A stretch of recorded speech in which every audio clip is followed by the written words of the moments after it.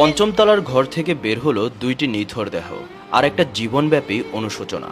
একটা মেয়ের গোপন সম্পর্ক, এক প্রেমিকের অন্ধবিশ্বাস আর একজন স্বামীর নিরীহ উপস্থিতি, তিনটি পরিবার আজ শেষ হয়ে গেল একসাথে। রক্ত আর কান্নায় জর্জরিত তিনটি পরিবার। হ্যাঁ দর্শক, গোপালগঞ্জের মেয়ে দোলনা আক্তার। ঢাকার উত্তরা ইউনিভার্সিটিতে LLM করছিলেন তিনি। থাকতেন মিরপুর 11 নম্বরের একটি বাসার পঞ্চম তলায় সাবলেট। ভালোবেসে বিয়ে করেছিলেন বরগুনার একজন ফার্মাসিউটিক্যাল কোম্পানির চাকরিজীবী নাজমুল হোসেন পাপ্পুকে। পাপ্পু থাকতেন বরগুনায়, তবে স্ত্রীর সঙ্গে সময় কাটাতে মাঝে মধ্যেই ঢাকায় আসতেন তিনি। কিন্তু দোলনার হৃদয়ের দরজা খোলা ছিল অন্য কারো জন্য, সৌদি প্রবাসী গাউস মিয়া, যার সঙ্গে ফেসবুকে পরিচয় হয়েছিল 9 মাস আগে। তখনই গড়ে ওঠে গভীর প্রেম। কিন্তু দোলনা গাউসকে কখনো বলেননি যে তিনি বিবাহিত। গত জানুয়ারিতে প্রবাস থেকে দেশে ফিরে আসেন গাউস। মিরপুর 11তে দোলনার বাসার পাশে ভাড়া নেন একটি বাসা। নিয়মিত দোলনার কাছে যাওয়া আসা ছিল তার। এই সম্পর্ক তখন এতটাই গভীর হয়েছিল যে দোলনার স্বামী পাপ্পুর অস্তিত্বকে অস্বীকার করেছিল গাউস।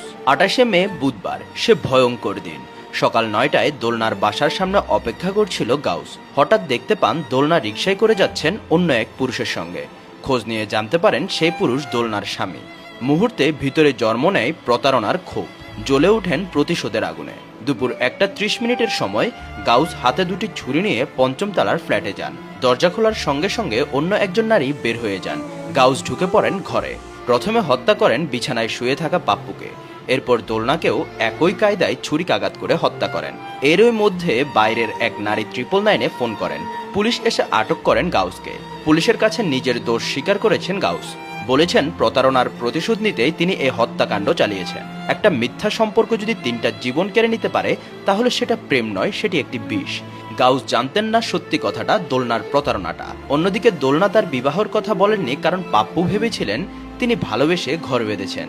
কিন্তু সত্যি কথা হলো 3টা প্রেম, 3টা পরিবার আর আরেকজনের আবেগও গোপনে বলি হয়ে গেল এই প্রতারণার কারণে। আজ পঞ্চম তলার সেই ঘরে কেউ নেই, শুধু রয়েছে রক্তের দাগ, থমথমে নিঃশ্বাস আর মানুষের মুখে একটাই প্রশ্ন, ভালোবাসা যদি এমন হয় তবে বিশ্বাস আমরা কোথায় রাখবো? দর্শক, আপনার কি মনে হয়, দোলনা কি দায়ী এই হত্যাকাণ্ডের জন্য, নাকি গাউসই দায়ী? কমেন্ট বক্সে আপনার গুরুত্বপূর্ণ মতামত আমাদেরকে জানাতে পারেন। আরও আপডেট পেতে আমাদের পেজটি ফলো করে সাথে থাকুন। ধন্যবাদ।